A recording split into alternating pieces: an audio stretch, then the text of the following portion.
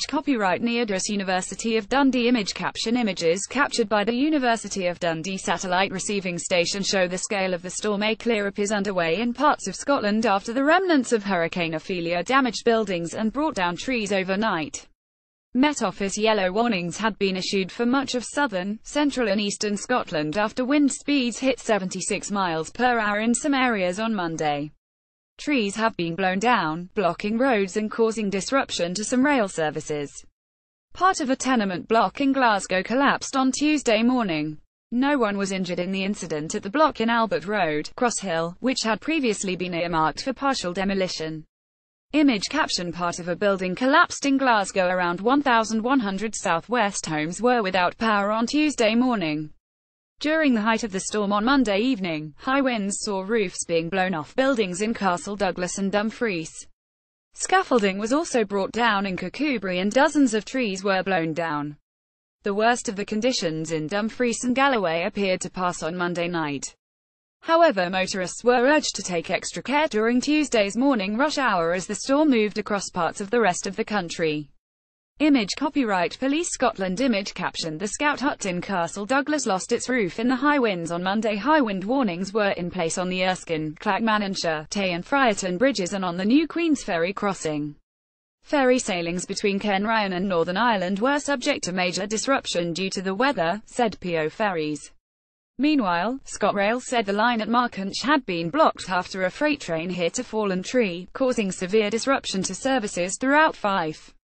The remnants of the hurricane are expected to head out over the North Sea later on Tuesday, with the weather improving dramatically by late afternoon.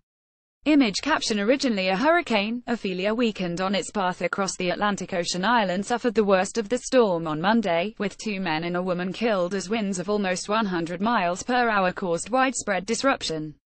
It arrived on the west coast of Scotland on Monday afternoon. BBC Scotland reporter David Allison was in Portpatrick when the peak of the storm coincided with high tide at about 2,200 on Monday. He told BBC Radio Scotland's Good Morning Scotland that spectacular waves crashed over the harbour wall, flooding one house and the Coast Guard station. And he posted a video to Twitter showing damage left by the storm, including a number of large rocks wash over the harbour wall. Drive with care overnight. More than 190 calls were made to police in Dumfries and Galloway, many of which were weather-related.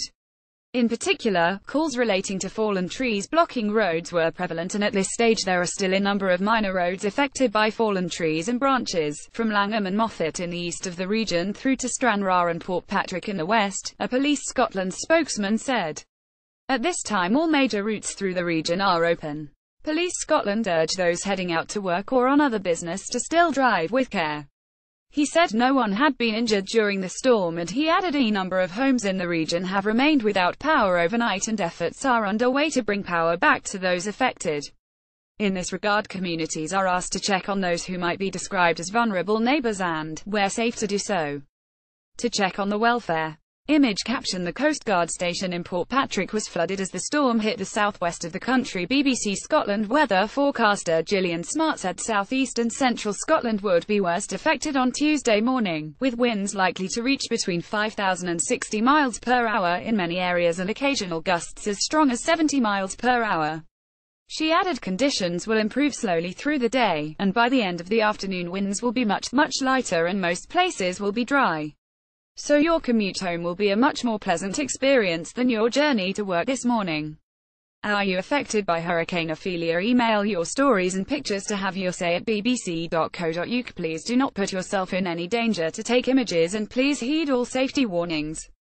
You can also contact us in the following ways: tweet at @BBC_HaveYourSay, WhatsApp 44755173285, text and SMS or MMS to 61124 UK or 447624800 100 international. Please read our terms conditions.